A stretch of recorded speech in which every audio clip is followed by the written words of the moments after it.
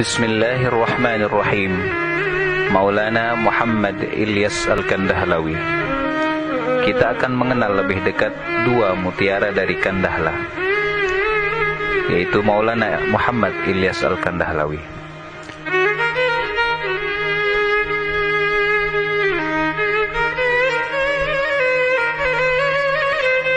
Maulana Muhammad Ilyas Al-Kandahlawi adalah seorang penggagas usaha dakwah dan tablik yang telah menyebar ke pelosok-pelosok dunia ini. Beliau dilahirkan pada tahun 1303 Hijriah atau bertepatan pada tahun 1886 Masehi di desa Kandahla, yaitu suatu kawasan yang berada di Muzaffar Nagar, Uttar Pradesh, negara India.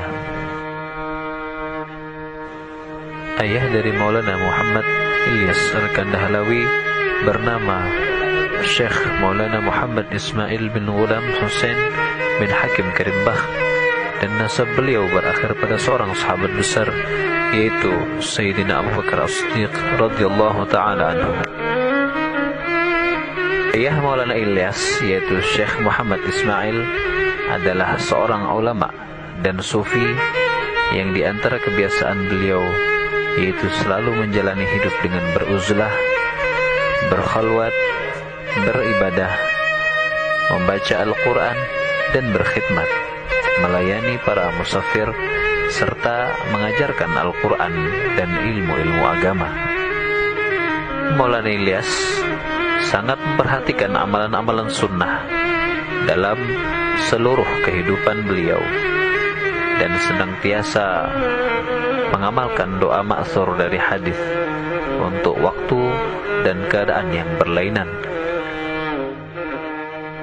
Adapun ibunda Maulana Ilyas, yaitu Ibunda Sofiyah, adalah seorang wanita salihah dan hafizah Al-Quran, yaitu seorang wanita yang memiliki amalan-amalan yang istimewa pada masanya.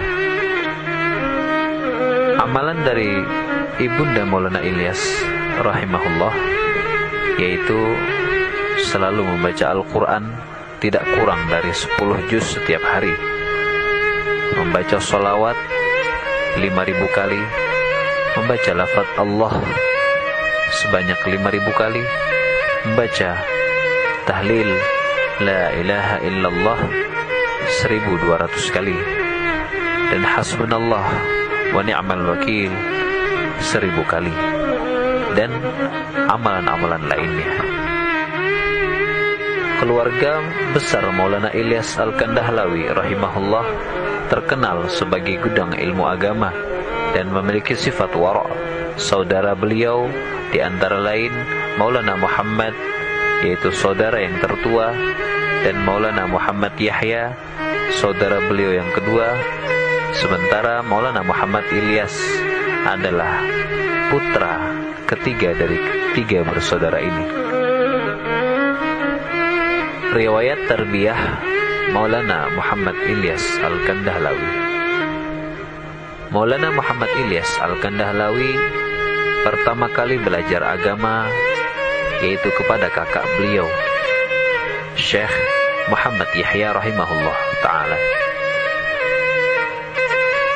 Syekh Muhammad Yahya adalah seorang guru agama pada madrasah di kota kelahirannya.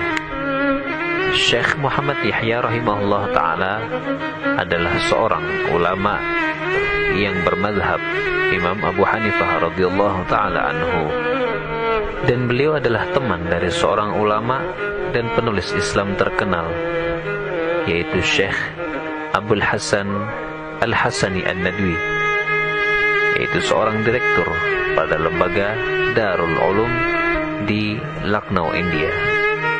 Maulana Muhammad Ilyas Al-Kandahlawi rahimahullah mulai mengenal pendidikan pada sekolah ibtidaiyah dasar. Sejak saat itulah beliau mulai menghafal Al-Quran. Hal ini disebabkan pula oleh kebiasaan yang ada di dalam keluarga Syekh Muhammad Ismail, yang kebanyakan dari mereka adalah hafiz Al-Quran, sehingga diceritakan bahwa di dalam sholat berjamaah, separuh shaf bagian depan semuanya adalah hafidh Al-Quran terkecuali muadzinnya saja, sehingga Alamah Syekh Mahmud Hasan, yaitu seorang ulama besar dalam urusan ilmu hadis pada madrasah Darul Ulum Deoband, India, yang dikenal sebagai Syekhul Hind, guru besar India, beliau mengatakan, sesungguhnya apabila aku melihat Maulana Ilyas Al-Kandahlawi, aku teringat akan sahabat-sahabat baginda Nabi Sallallahu Alaihi Wasallam.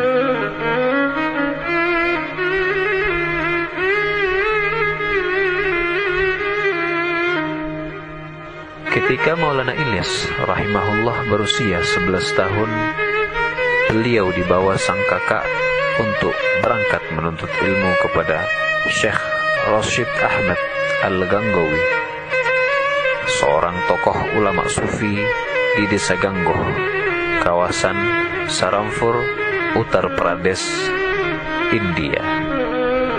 Di samping itu, Maulana Muhammad Ilyas Al-Kandahlawi mempunyai banyak pengalaman-pengalaman rohani.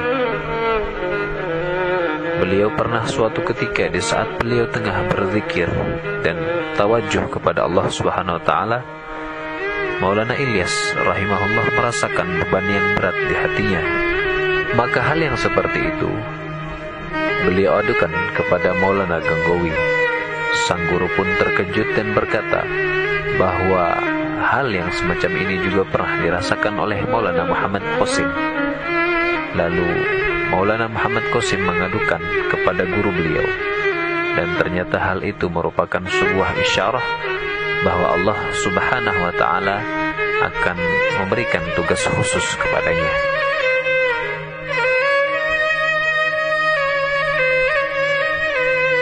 Di saat Maulana Ilyas masih di dalam tahap belajar menuntut ilmu agama, beliau banyak sekali menanggung sakit yang amat memilukan, sehingga banyak teman-teman beliau yang menyarankan kepada beliau untuk berhenti sementara waktu belajar ilmu agama. Namun Maulana Ilyas rahimahullah menjawab, apa gunanya aku hidup jika dalam kebodohan? Dengan izin Allah Subhanahu wa ta'ala, Maulana Ilyas pun menyelesaikan pelajaran hadis syarif, Jami'at Tirmidzi dan Sahih Bukhari, dan dalam jangka waktu 4 bulan beliau sudah menyelesaikan Kutubus Sittah. Setelah guru Maulana Ilyas rahimahullah yang tercinta meninggal dunia, yaitu Syekh Rashid Ahmad Ganggowi, beliau pun melanjutkan belajar beliau kepada Syekh Maulana Khalil Ahmad As-Saramfuri, yaitu seorang ulama besar penulis kitab Badhul Majhud, syarah hadis Sunan Abu Dawud. Sehingga semakin bertambah ilmu yang dimiliki Maulana Ilyas, membuat beliau semakin tawadhu.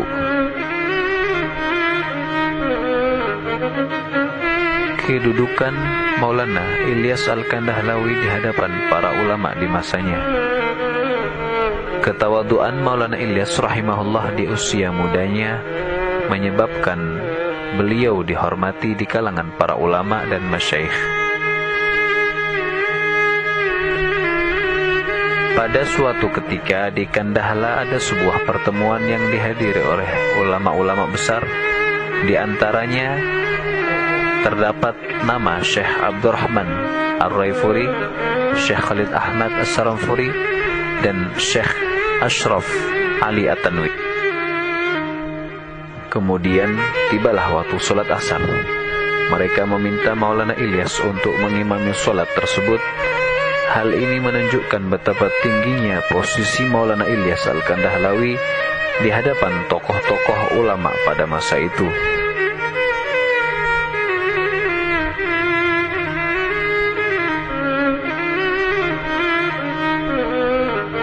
Pada tanggal 9 Agustus 1925, kakak Maulana Ilyas, yaitu Maulana Muhammad Yahya, meninggal dunia.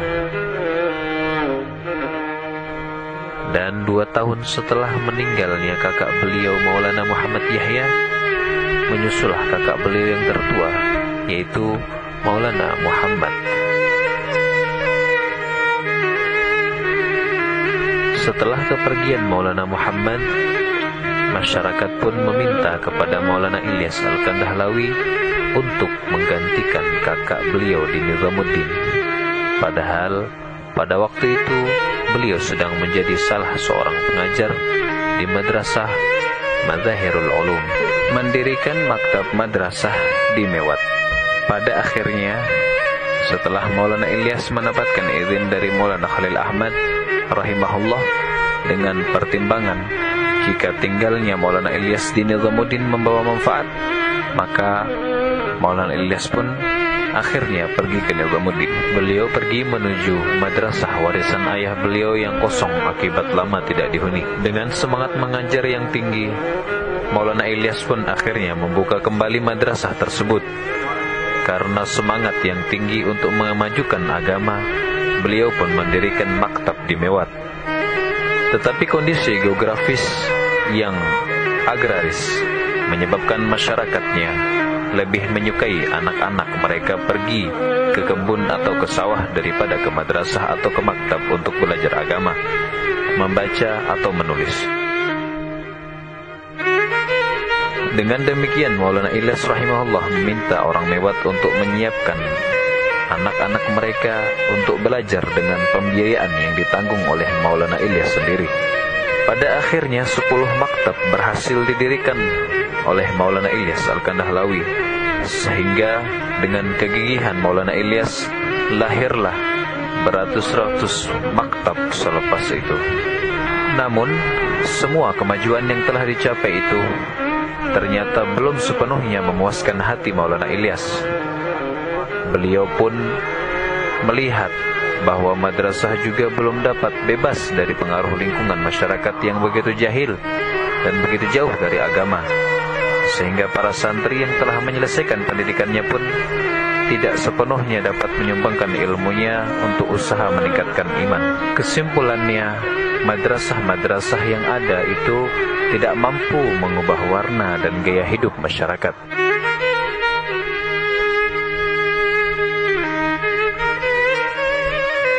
Awal mula Maulana Ilyas rahimahullah memperoleh ilham kerja dakwah pada tahun 1345 Hijriah atau bertepatan pada bulan April tahun 1925 Masehi. Maulana Ilyas menunaikan ibadah haji yang kedua ke tanah suci Mekah. Beliau pergi ke tanah suci Mekah untuk haji yang kedua bersama guru beliau, Al-Muhaddits Maulana Khalil Ahmad. Maka pada saat beliau tinggal di Madinah pada musim haji yang kedua, Maulana Ilyas pun mendapatkan ilham untuk menggagas kerja dakwah yang mulia. Sehingga sepulang Maulana Ilyas dari ibadah haji beliau yang kedua ini, Maulana Ilyas pun memulai usaha dakwah dan tabligh.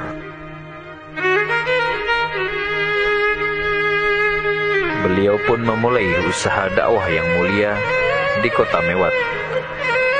Dan tidak lama kemudian, dengan kegigihan dan pengorbanan Maulana Ilyas, perubahan besar pun telah terjadi di kota Mewat. Kita dapat menyaksikan para jamaah tabligh Mewat berjalan kaki dengan alas tidur dipanggul di bahu mereka, kitab hadis terdekap di dada-dada mereka, lidah mereka pun senantiasa basah dengan zikrullah, dan mata-mata mereka menggambarkan selalu berjaga pada waktu malam, mengingatkan keadaan para sahabat radhiyallahu ta'ala anhum ajma'in. Perkembangan jamaah ini semakin hari semakin tampak. Banyak jamaah yang dikirim dari tempat ke tempat yang dikunjungi. Jamaah pun ada yang kemudian membentuk rombongan jamaah baru lagi, sehingga silaturahim antara kaum muslimin dengan muslim yang lain dapat terwujud. Dari Mewat inilah secara berangsur-angsur usaha tabligh meluas ke tempat-tempat di antaranya menuju Delhi, United Province, Punjab, Khurja, Aligarh, Agra, Bulansar, Meerut, Panipat, Sonepat, Karnal, Rohtak, dan daerah-daerah lainnya. Gerakan jamaah tabligh tidak hanya tersebar di India saja, namun sedikit demi sedikit telah menyebar ke berbagai negara. Terbentuknya jamaah tabligh adalah dengan izin Allah melalui kerisauan seorang Maulana Muhammad Ilyas Al-Kandahlawi. Menyebarlah jamaah-jamaah yang membawa misi ganda, yaitu islah diri, perbaikan diri sendiri, dan mendakwahkan kebesaran Allah Subhanahu wa Ta'ala kepada seluruh umat manusia. Motif utama di balik usaha Maulana Ilyas Al-Kandahlawi mengenai usaha dakwah yang mulia ini, seorang murid beliau yang bernama Abdul Razak pernah bertanya kepada Maulana Ilyas dengan pertanyaannya, "Wahai Maulana, mengapa engkau dakwah?" Maka Maulana Ilyas pun menjawab, "Aku dakwah karena cintaku kepada baginda Nabi SAW." Dan cerita ini bersumber dari Syekhuna Romo Kiai Uzairan Abdullah At-Taifur, dari Syekh Abdul Razak langsung. Maulana Muhammad Ilyas Al-Kandahlawi tanpa henti terus memberi dorongan, arahan, dan pemikirannya untuk menjalankan usaha dakwah ini agar sampai ke seluruh alam. Dalam keadaan umur yang sudah tua, Maulana Ilyas terus bersemangat sehingga tubuh beliau kurus dan tidak mampu lagi untuk digerakkan ketika beliau menderita sakit.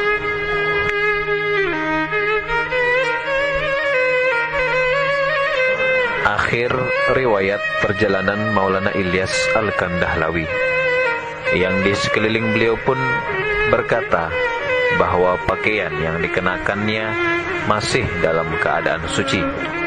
Kemudian beliau pun turun dari dipan, berwudu, dan mengerjakan sholat isya dengan berjamaah, bahwa beliau akan mengamanahkan kepercayaan sebagai amir jamaah kepada sahabat-sahabatnya seperti Hafidh Maqbul Hasan, Qasi Dawud, Mulwi Ihtisamul Hasan, Mulwi Muhammad Yusuf, Mulwi In'amul Hasan, Mulwi Said Raza Hasan.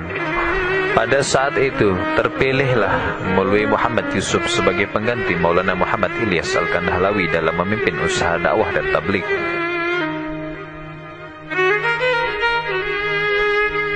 Pada sekitar bulan Juli 1944 Masehi, beliau jatuh sakit yang cukup kritis. Kondisi tubuh Maulana Ilyas yang telah lemah merupakan bukti nyata bahwa beliau bersungguh-sungguh menghabiskan waktu beliau untuk berdakwah khuruj fi sabilillah, mengembara dari satu tempat ke tempat yang lain bersama dengan jamaah untuk mendakwahkan kebesaran Allah dan kalimat la ilaha illallah Muhammadur Rasulullah. Pada tanggal 13 Juli 1944 Masehi, Maulana Ilyas telah siap untuk menempuh perjalanannya yang terakhir. Beliau pun bertanya kepada salah seorang yang hadir, "Apakah besok hari Kamis?" Yang di sekelilingnya menjawab, "Benar." Kemudian beliau berkata lagi, "Periksalah pakaianku, apakah ada najisnya atau tidak?" Yang di sekeliling beliau pun berkata bahwa pakaian yang dikenakannya masih dalam keadaan suci. Kemudian beliau pun turun dari dipan, berwudu, dan mengerjakan sholat isya dengan berjamaah. Beliau pun berkata, "Yang ada di sekelilingku ini pada hari ini hendaklah menjadi orang-orang yang dapat membedakan antara perbuatan setan dan perbuatan malaikat Allah Subhanahu wa Ta'ala." Pada pukul 24.00 beliau pun pingsan namun kata-kata Allahu Akbar terus keluar dari lisan beliau yang mulia. Ketika malam telah menjelang pagi, beliau mencari putranya Maulana Muhammad Yusuf Al-Kandahlawi dan Maulana Ikramul Hasan. Ketika Maulana Ilyas telah berjumpa dengan putra beliau, maka beliau pun berkata, "Kemarilah kalian, aku ingin memeluk kalian. Tidak ada lagi waktu setelah ini. Sesungguhnya aku akan pergi." Akhirnya Maulana Ilyas pun menghembuskan napas beliau yang terakhir. Beliau pulang ke rahmatullah sebelum azan subuh. Seorang pengembara yang amat lelah, yang mungkin tidak pernah tidur dengan tenang, kini sampai ke tempat tujuannya. Dan buah pikiran beliau dituang dalam lembar-lembar kertas surat yang dihimpun oleh Maulana Mandur Nu'mani dengan judul Aun Kideni Dawat, yang ditujukan kepada para ulama dan seluruh umat Islam yang mengambil usaha dakwah ini. Karya beliau yang paling nyata adalah bahwa beliau telah meninggalkan kerisauan dan fikir atas umat Islam hari ini, serta metode kerja dakwahnya yang atas izin Allah Subhanahu wa Ta'ala telah menyebar ke seluruh pelosok dunia. Guru Maulana Ilyas Al-Kandahlawi.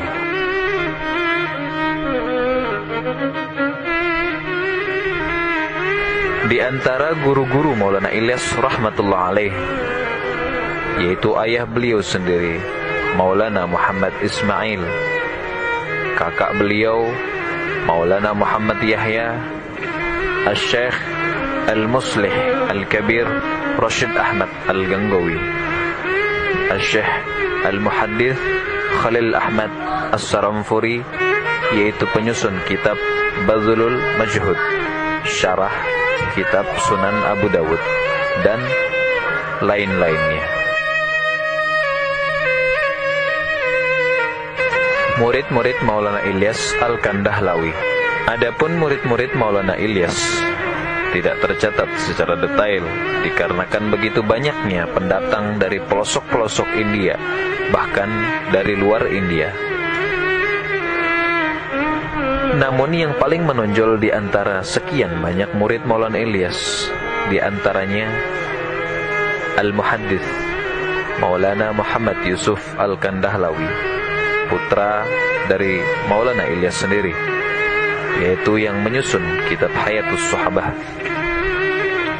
Al-Muhaddith Maulana Muhammad Zakaria, penyusun kitab Aujazul Masalik, syarah Muwatta Imam Malik rahimahullah. Al-Muhaddith Maulana In'amul Hasan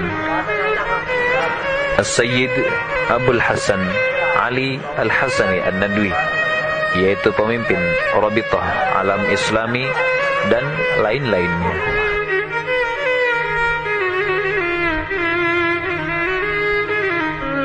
Thariqah Maulana Ilyas Al-Kandahlawi.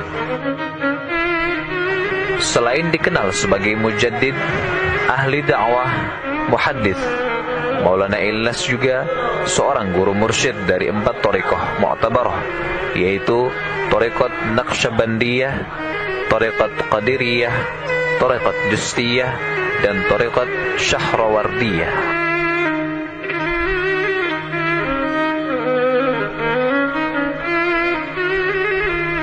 Ini adalah sebagian dari keutamaan yang dimiliki Maulana Ilyas rahimahullah.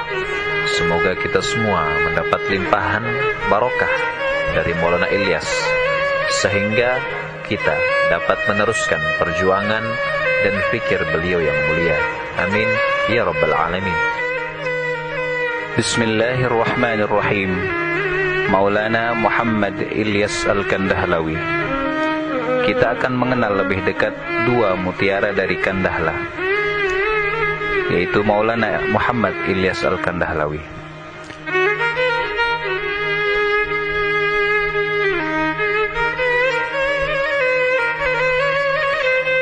Maulana Muhammad Ilyas Al-Kandahlawi adalah seorang penggagas usaha dakwah dan tabligh yang telah menyebar ke pelosok-pelosok dunia ini.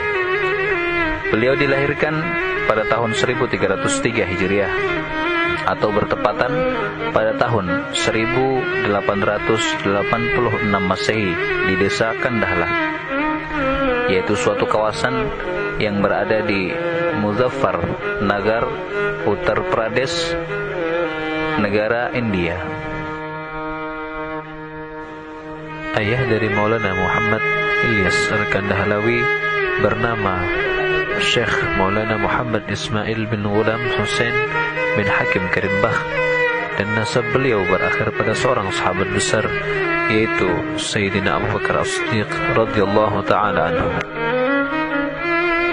Ayah Maulana Ilyas, yaitu Syekh Muhammad Ismail, adalah seorang ulama dan sufi yang di antara kebiasaan beliau yaitu selalu menjalani hidup dengan beruzlah, berkhalwat, beribadah, membaca Al-Quran, dan berkhidmat, melayani para musafir, serta mengajarkan Al-Quran dan ilmu-ilmu agama.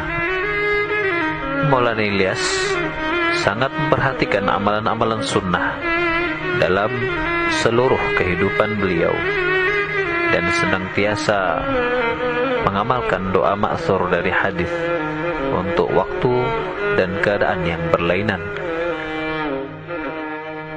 Adapun ibunda Maulana Ilyas, yaitu Ibunda Sofiyah, adalah seorang wanita solehah dan hafizah Al-Quran, yaitu seorang wanita yang memiliki amalan-amalan yang istimewa pada masanya.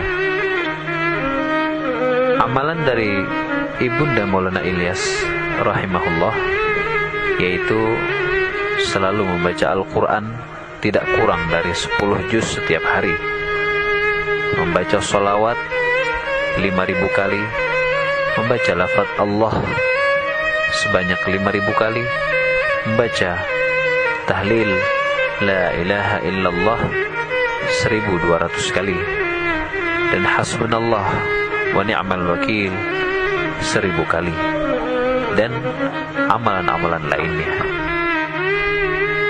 Keluarga besar Maulana Ilyas Al-Kandahlawi rahimahullah terkenal sebagai gudang ilmu agama dan memiliki sifat wara'. Saudara beliau di antara lain Maulana Muhammad, yaitu saudara yang tertua, dan Maulana Muhammad Yahya, saudara beliau yang kedua. Sementara Maulana Muhammad Ilyas adalah putra ketiga dari tiga bersaudara ini.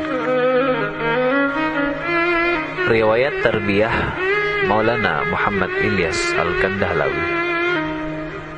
Maulana Muhammad Ilyas Al-Kandahlawi pertama kali belajar agama yaitu kepada kakak beliau, Syekh Muhammad Yahya rahimahullah ta'ala. Syekh Muhammad Yahya adalah seorang guru agama pada madrasah di kota kelahirannya. Syekh Muhammad Yahya rahimahullah ta'ala adalah seorang ulama yang bermadhab Imam Abu Hanifah radhiyallahu ta'ala anhu, dan beliau adalah teman dari seorang ulama dan penulis Islam terkenal, yaitu Syekh Abdul Hasan Al-Hasani An-Nadwi, yaitu seorang direktur pada lembaga Darul Ulum di Lucknow, India. Maulana Muhammad Ilyas Al-Kandahlawi rahimahullah mulai mengenal pendidikan pada sekolah ibtidaiyah dasar. Sejak saat itulah beliau mulai menghafal Al-Quran. Hal ini disebabkan pula oleh kebiasaan yang ada di dalam keluarga Syekh Muhammad Ismail, yang kebanyakan dari mereka adalah hafiz Al-Quran, sehingga diceritakan bahwa di dalam sholat berjamaah separuh shaf bagian depan semuanya adalah hafiz Al-Quran terkecuali muadzinnya saja, sehingga Alamah Syekh Mahmud Hasan, yaitu seorang ulama besar dalam urusan ilmu hadis pada madrasah Darul Ulum Deoband, India, yang dikenal sebagai Syekhul Hind, guru besar India. Beliau mengatakan, sesungguhnya apabila aku melihat Maulana Ilyas Al-Kandahlawi, aku teringat akan sahabat-sahabat baginda Nabi Sallallahu Alaihi Wasallam.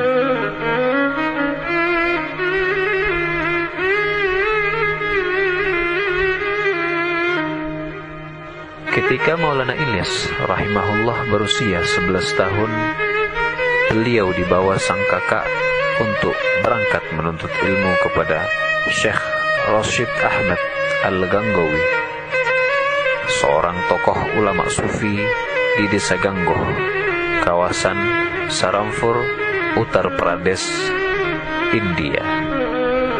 Di samping itu, Maulana Muhammad Ilyas Al-Kandahlawi mempunyai banyak pengalaman-pengalaman rohani.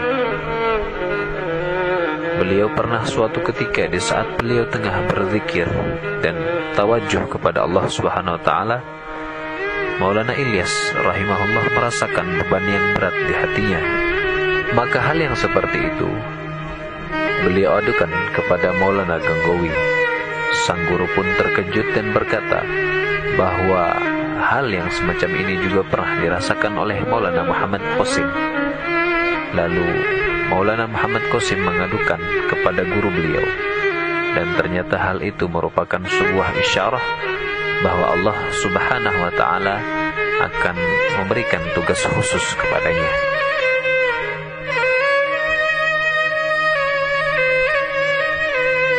Di saat Maulana Ilyas masih di dalam tahap belajar menuntut ilmu agama, beliau banyak sekali menanggung sakit yang amat memilukan, sehingga banyak teman-teman beliau yang menyarankan kepada beliau untuk berhenti sementara waktu belajar ilmu agama. Namun Maulana Ilyas rahimahullah menjawab, apa gunanya aku hidup jika dalam kebodohan? Dengan izin Allah Subhanahu wa ta'ala, Maulana Ilyas pun menyelesaikan pelajaran hadis syarif, Jami'at Tirmidzi dan Sahih Bukhari, dan dalam jangka waktu 4 bulan beliau sudah menyelesaikan Kutubus Sittah. Setelah guru Maulana Ilyas rahimahullah yang tercinta meninggal dunia, yaitu Syekh Rashid Ahmad Gangowi, beliau pun melanjutkan belajar beliau kepada Syekh Maulana Khalil Ahmad As-Saramfuri, yaitu seorang ulama besar penulis kitab Badhul Majhud, syarah hadis Sunan Abu Dawud. Sehingga semakin bertambah ilmu yang dimiliki Maulana Ilyas, membuat beliau semakin tawadhu.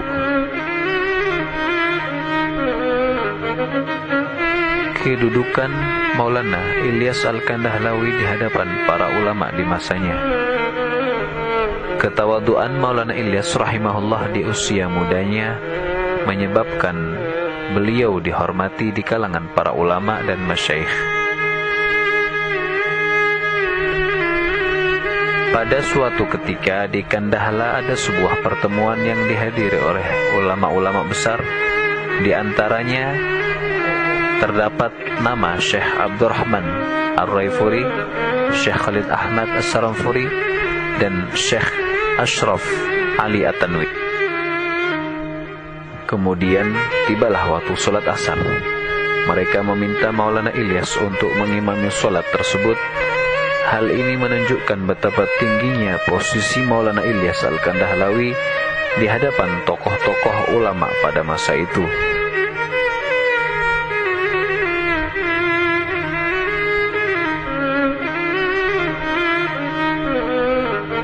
Pada tanggal 9 Agustus 1925, kakak Maulana Ilyas, yaitu Maulana Muhammad Yahya, meninggal dunia.